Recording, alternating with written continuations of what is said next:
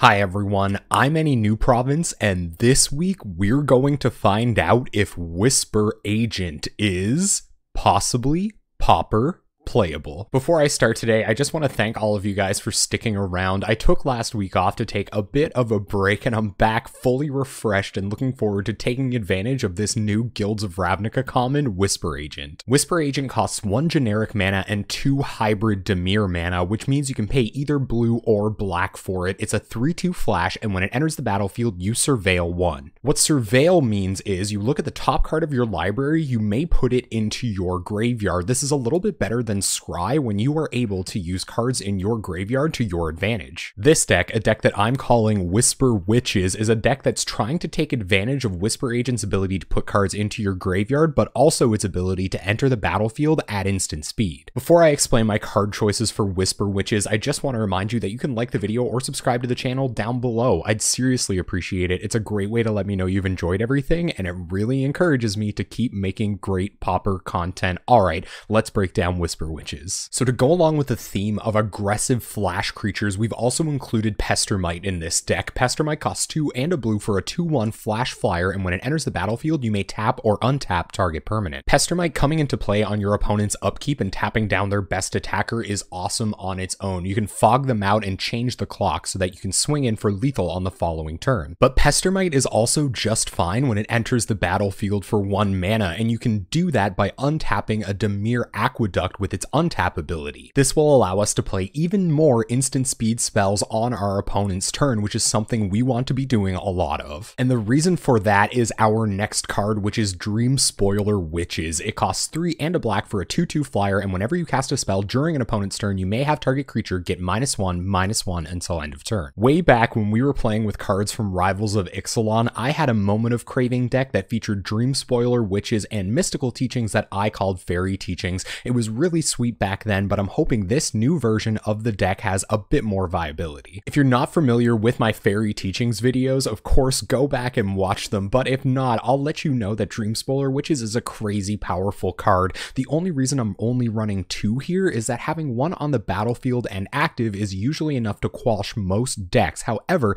if we can get that second one down, we should be wrathing the board consistently with all of our instant speed spells. Some of the other instant speed spells we've included in our deck are just simple cantrips to give our deck that sort of Xerox feel. We're going to cast these spells at instant speed, trigger our Dreamspoiler Witches, and hopefully draw into more to get more triggers. That's why we have Accumulated Knowledge. It costs 1 and a blue for an instant that lets you draw a card, then draw cards equal to the number of cards named Accumulated Knowledge in all graveyards. Eventually, after you cast the second Accumulated Knowledge, you're actually starting to get card advantage out of these cards. We're also running Think Twice, which for 5 mana can trigger Dreamspoiler Witches twice. It costs 1 and a blue for an instant that lets you draw a card. You can flash it back out of your graveyard by paying 2 and a blue and exiling it. Our card advantage doesn't just come in the form of instant speed Xerox type spells. We also have a couple of creatures that like to replace themselves when they enter the battlefield. First of all, we have Fairy Miscreant. It costs 1 blue for a 1/1 flyer, and when it enters the battlefield, if you control another Fairy Miscreant, you draw a card. Fairy Miscreant is pretty anemic on its own, and it's even pretty bad alongside the other cards I've explained for this deck so far. However, it does buff up a lot of other spells in our strategy, the first being Ninja of the Deep Hours. Ninja of the Deep Hours costs 3 and a blue for a 2/2, and whenever it deals combat damage to a player, you may draw a card. Pauper players probably wouldn't play Ninja of the Deep Hours if we were going to pay full retail at 4 mana for it. No, we're trying to ninjutsu Ninja of the Deep Hours in. What ninjutsu means is you can pay 1 and a blue to return an unblocked attacker you control to your hand. If you do, put Ninja of the Deep Hours onto the battlefield from your hand tapped and attacking. It should deal damage to your opponent, meaning you get to draw a new card right away. Our next package is all about counter spells. We don't have a ton of threats, so we're going to have to either stop our opponent from killing the threats we do have or bring them back from our graveyard. Soul Manipulation does a great job of both of those things. Soul Manipulation costs 1 blue-black for an instant and allows you to choose one or both of these options. You can counter target creature spell and or return target creature card from your graveyard to your hand. Knowing that that we may have a soul manipulation coming up makes Whisper Agent's surveil choices a lot easier. We can sometimes just dump a creature into our graveyard if we're looking for something else, like a little bit of interaction,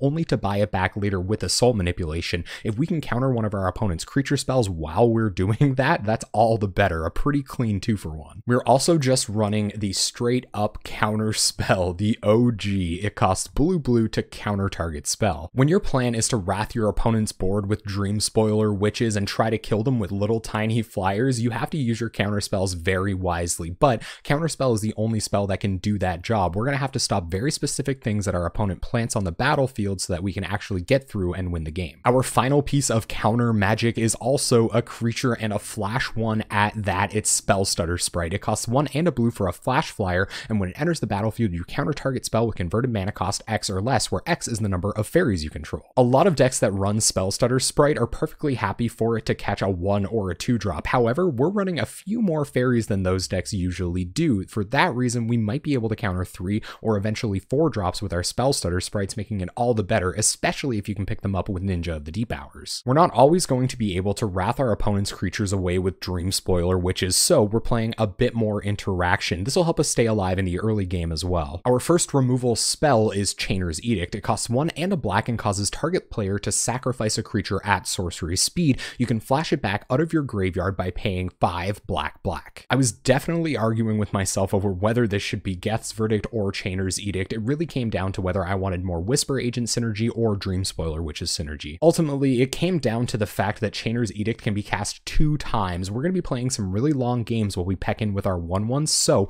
we might need that extra activation on Chainer's Edict in a pinch. Next up is 1 copy of Doomblade. This isn't always a live card in some matchups. It can't kill a Gurmag Angler after all. However, I'm always super happy to have at least 1 catch-all answer in the deck. It costs 1 and a black for an instant that destroys target non-black creature. Our last non-land card and removal spell is Disfigure, which is super powerful with a couple of Dreamspoiler Witches on board. Disfigure costs 1 black mana for an instant that gives target creature -2/-2 until end of turn. Alright, let's have a look at this mana base. For our non-basics, we'll start with Bojuka Bog that enters the battlefield tapped and exiles all cards from target player's graveyard. It's awesome to have a little bit of main deck graveyard hate to find when you need it. We have 4 Dimir Aqueducts, your blue-black Karus, which are great for resetting your Bojuka Bogs, or our next non-basic Dismal Backwater that's going to gain us a little bit of life and fix our mana. We've also included 2 main deck copies of Radiant Fountain so that we're not completely dead in the burn matchup. For basics, we have 6 islands and 4 swamps, which is actually quite a few basic lands. That's because we want to be able to hit those turn 1 Fairy Miscreants into turn 2 Ninja of the Deep Hours while still being able to have double blue mana by turn 2. Alright, let's have a look at this sideboard. First, we have 2 copies of Annul for stopping our opponent's artifacts from getting on the battlefield. We have 1 copy of Dispel if our counterspells are a little bit too inefficient.